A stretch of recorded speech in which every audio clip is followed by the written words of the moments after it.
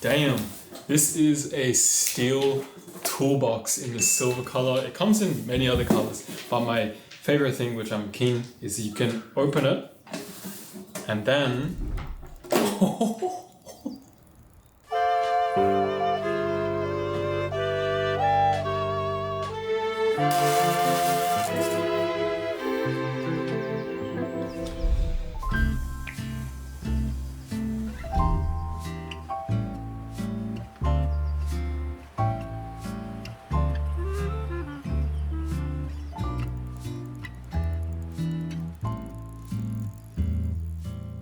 Hello friends, welcome back to another video. It has been about a month since I've moved into my new house in Tokyo and a lot of things have changed. This is going to be another home focused video. I hope that you guys are enjoying them. I'm having fun making them. And in today's video specifically, I want to talk about some living room updates, some kitchen updates, and I think also some bedroom stuff. It's April, the season is changing. As you can see in my calendar, there's some flowers and stuff. It's been quite fun. I think Tokyo is really starting to come alive. It's getting a lot more windier, warmer. The flowers have already bloomed and passed, but yeah, it is a cool feeling. Anyway, let's get into it. If you watched my last video, then you'd know I changed a few things in the living room here. The first thing, this noren, this has replaced my door. It has created a much more open and airy feeling to the living room. I think it looks quite nice, right? The second thing is that I included this picnic mat as a replacement to a rug, a temporary replacement, I want to say. And it has kind of really grown on me. This color, the shape, the size. I showed my friend Ryan, he told me it looked like a glamping setup, and I really agree with him because it is all like Snow Peak, Muji, camping sort of gear. Another thing I recently did set up is my akari lamp. Now I've got another one of this, but I didn't want to unbox it until I had somewhere that I was actually going to put it. Now this one here is more of like a floor lamp. So it's just living on the floor at the moment, but I do want to figure out a little nicer setup for this. In the not too distant future, I am getting a shelf that is going to sit just around here. And I think when that comes, I might put the lamp on top. I think that would sit well in this area. But yeah, for now, don't really have a space for it, so it's just living along the wall over here next to my plant. The plant that I do have here, I get a lot of questions about this in my videos. This is an Everfresh. Yeah, that's what it's actually called. It was about $50, and honestly, I've never really come across this plant before until I moved here in Japan, but it's got a very leafy and fun shape. I'm not too sure if I'm taking care of it properly because a lot of the leaves are actually falling off and turning yellow, which is a bit of a concern. If you guys know what to do with Everfresh plants, please let me know. I need some advice. We're actually watering all the plants that we have this morning. It looks really pretty in the kitchen. I took a video earlier and yeah, it's just really, really nice. The living room is really starting to come together. It's really nice to see it all starting to take shape. Last week I got my dining table and chairs, which is currently sitting like right over here. I guess creating a bit more structure in the living room. Before it was just a big open space, but now it's starting to really take its shape. I like this rug section here, and in the future we might get something that sections off this bit a little bit more. We're thinking tatami mat, maybe a rug. But when that happens, I want this space to be a low dining space. Now, that's why I initially got this table. It's a camping table from Snow Peak, and it really has a low seating feeling. This cushion that I'm sitting on right now is from Muji. It actually has like a tatami mat feeling. It's made from reeds. Has a good smell as well. Now, they're very comfortable. It works well. And then, yeah, the mat kind of just grounds it all together. So I'm starting to imagine what this space is going to look like in the future once we have something a bit more substantial. Now this rocking chair here, this is a Nai Chair X with a shikiri model, and this is honestly amazing. The fabric is actually made with textiles from Takashima City. This checkered pattern, it imitates shoji doors created with yarn dyeing, delicate weaving techniques. The oak arms, they feel really luxurious. And yeah, just overall, I think it has a balanced look with the seat and the steel legs. The rocking chair feature is amazing. I love a rocking chair. I didn't know I needed one until now. This night chair, I'm not too sure if I want to keep it in the living room once everything is set up a little bit more, or have it in my studio space upstairs, which is something that I want to talk about in the future. But yeah, for now, this is a, nice little setup. Overall, I'm really loving how this living room is starting to come together. It feels nice to have different sections in the room for different uses, and I can't wait to host friends coming over and just like live my life here as the weather starts to get a bit warmer. As you can tell, we've got the door open, the beautiful breeze is coming through, and the morning has been great so far.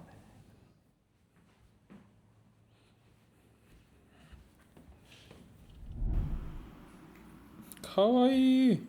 Oh.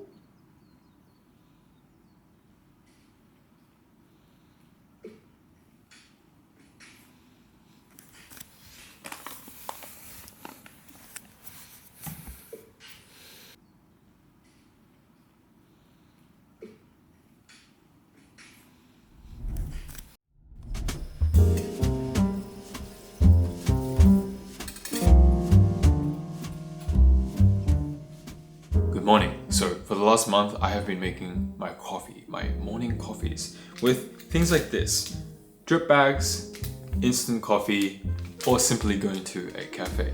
Now, I have been blessed because the kind people over at Varia have sent over a full kit of their coffee grinding ecosystem. As you can see, there is quite a lot here, and I want to open it up, set it up, and talk to you guys about it while I make a nice cup of coffee, the first pour over at the new home. So this big box right here, this is the grinder, the VS4.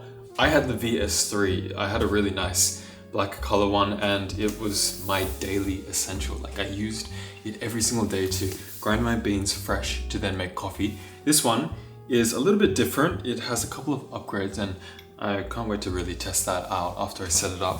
They've also sent over this kettle here. Now this is cool because you can set the temperature and it'll go to that exact temperature. Like, it'll heat up to 93 degrees or 94 degrees. Perfect for making pour over coffee. Okay, let's set this up and see what we can make.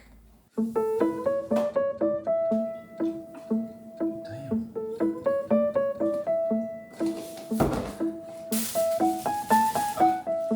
We had this one before. That is so sexy. Fuck.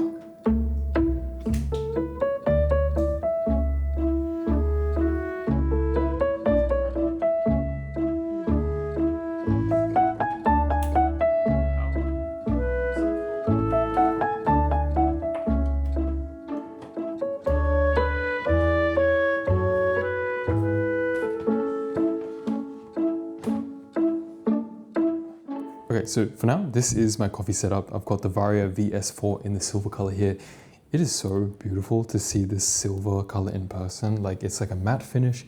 It's not really shiny, and it just complements the whole house. Like, I've got the stainless steel bench here. I've got the rack over here. We've got a lot of white and cream going on. And then next to it, of course, I've got the kettle, which you can temperature control. You can also change it to Fahrenheit, Celsius. So it's very handy. I had both of these, the older version, in my previous house, and I used it every single day to make my own coffee, and that's what I want to do right now because I have been itching to make coffee at home.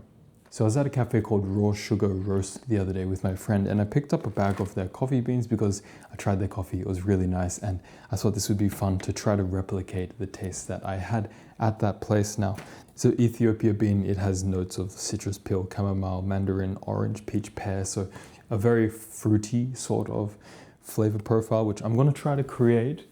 And let's see what we can do.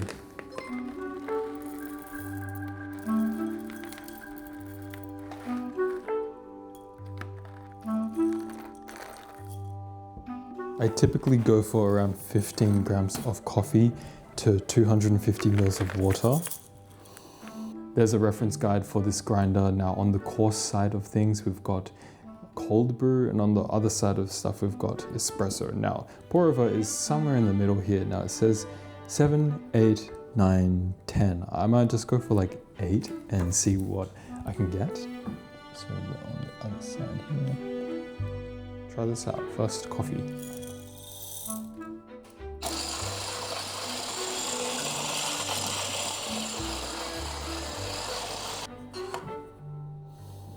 Cool, very nice.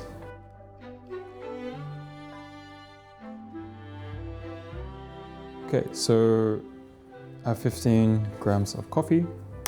I'll put that in. First thing I want to do is bloom the coffee. This essentially just allows the beans to come alive. It just bubbles and stuff. It's really nice. And I do that for like 30 seconds. And then from there, every 30 to 40 seconds, I add a little bit until I get to 250 milliliters. So let's get started.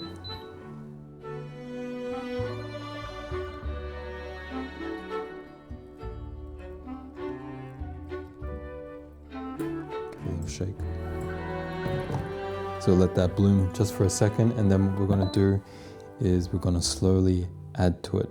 Now, while I'm pouring coffee like this, the gooseneck on the kettle actually just allows me to be very accurate with where I'm pouring. This is just good because I want to do circular motions and kind of allow the beans inside here to like fly around everywhere. So a little bit of height I think is actually kind of good. Yeah, I poured a little bit too much, but it doesn't really matter. I'm just making coffee at home for myself, so it's not that serious. But if I stick to maybe like a 2-minute brew time, 2 to 3 minutes, I find that that's usually good. So the slower is kind of better, I think. It draws out a little bit more flavor. Really try to get the beans inside, flying around. Now, there's so many recipes and different ways that you can do this, so it's definitely a rabbit hole once you look into it. But what I've found is just stick to one routine and then adjust the amount of coffee grinds that you're putting in or the coarseness of the grind. I think that's where you're going to be able to see the change, because I buy a bag of beans, right? There's 250 grams in here, and then I'm going to essentially use this maybe over like a lot of coffees. But the last few coffees, I really want to be dialed in and know what amount of coffee and how much liquid and what grind size to get the flavor that I want. And if I keep my brewing method the same, then that's just one thing I don't need to actually worry about. And now at the end here, I just do like a center pour until I hit 250. This is just because all the grounds, they've done their thing, and I'm just essentially doing the last wash of water. That's it. So simple. Very nice. Wow, look at that.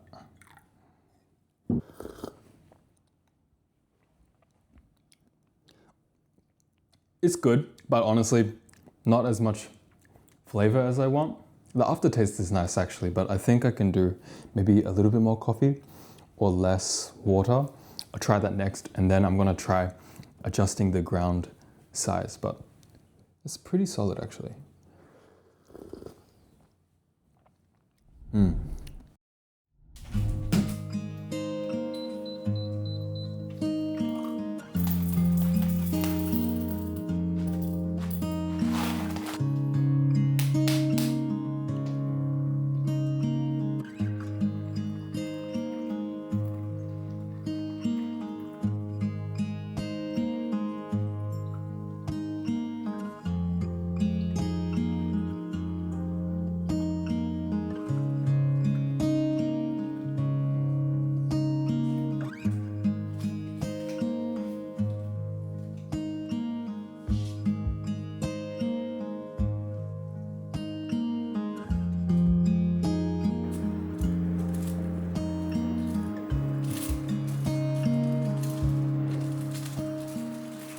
So very strange, but today it's actually 26 degrees.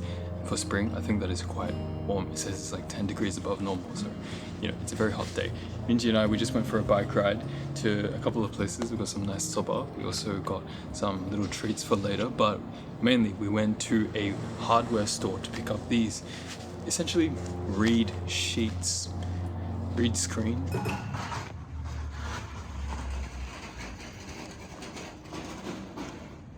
Man.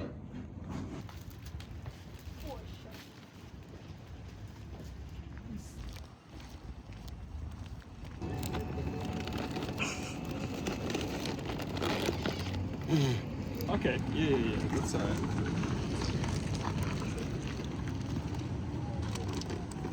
Okay.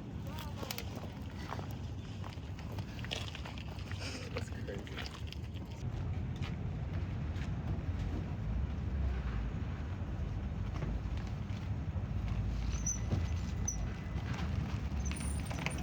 55-minute walk or 10-minute cycle?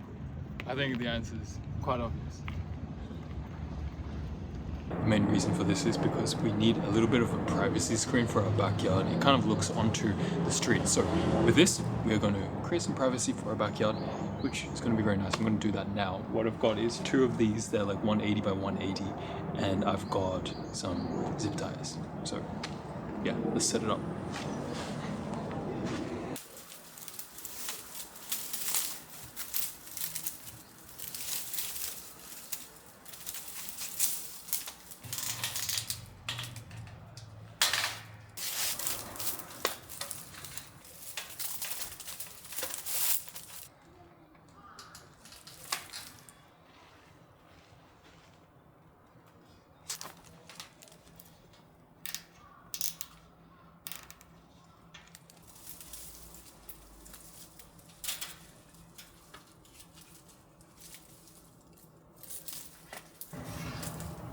Backyard screens look pretty good, I think.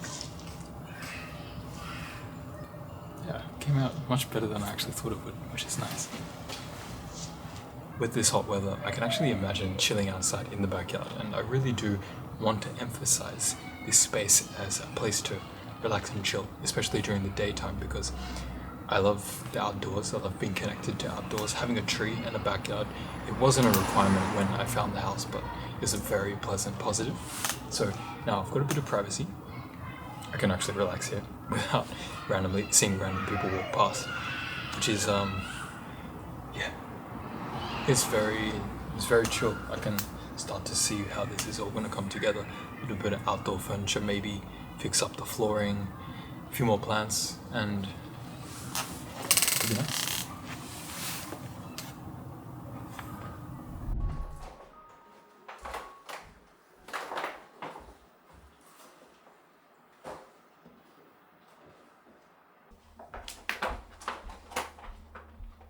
So we're back in my bedroom, and as you can see behind me, I've got these blue curtains. Now these are blackout blinds. At nighttime it's still a little bit bright, and so I got these curtains to fix that, but unfortunately they look really ugly. And so I was scrolling a little bit on Instagram and I came across this reel essentially saying you can get a draw down blackout curtain and just put it behind your sheer curtain, and that way you can have your sheer curtains on the outside with a blackout blind that rolls down behind it only when you need it. So I got one, it's in the corner there, and I want to install that now. So yeah, let's do that.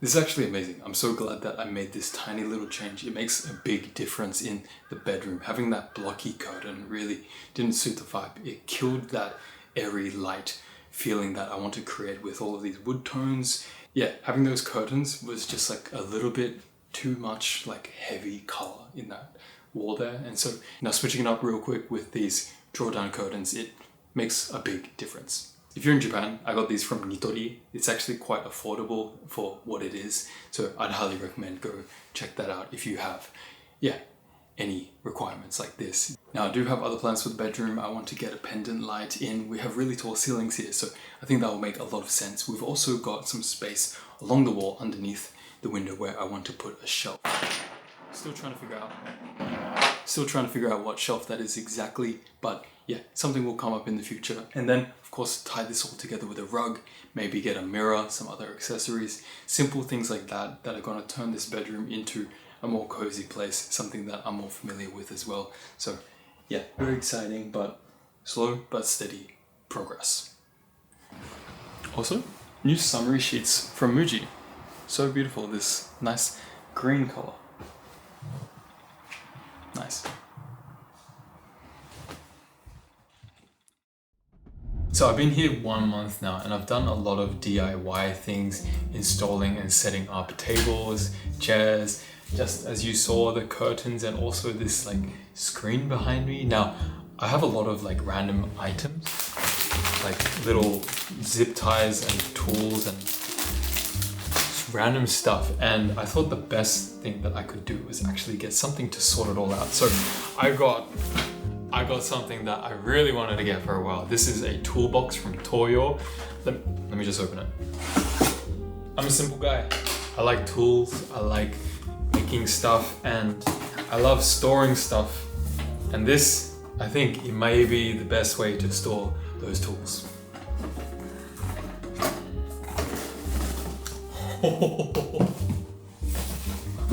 Damn, this is a steel toolbox in the silver color. It comes in many other colors, but my favorite thing, which I'm keen, is you can open it and then wow, that's so cool. It's got many compartments, as you can see, and there is like these little dividers, so I can then divide the crate into many other things. Oh wow, that's really nice. I've seen this all over the internet, people buying this for their own tools, so I thought I had to do it for myself. And so yes, we have it. I want to organize things. It's going to take a while for it to be perfect, but I just wanted to share that with you guys. This is a nice little thing. And for those who are wondering, I also have this mini toolbox kit from Hoto. They have designed a beautiful toolbox that has a couple of power tools and other well-designed products like a hammer, spanner. In particular, these nose hair pliers are actually really useful. I use this quite often just for opening jammed objects and removing things. The best part about this is the mechanical screwdriver, which you just turn on. You go back and forth, and then you can change out the heads that go inside, like the drill bits. So yeah, it's a very all-in-one small little system that is super well designed. Hoto makes amazing products, so yeah, shout out to them. My tools are coming together. I cannot wait to have some gardening tools and other things for the backyard. If you guys have any suggestions for outdoor plants or what I should do with my backyard, please let me know in the comments. I'm very excited to do some DIY stuff, a little bit of gardening, especially as the weather gets a little bit warmer.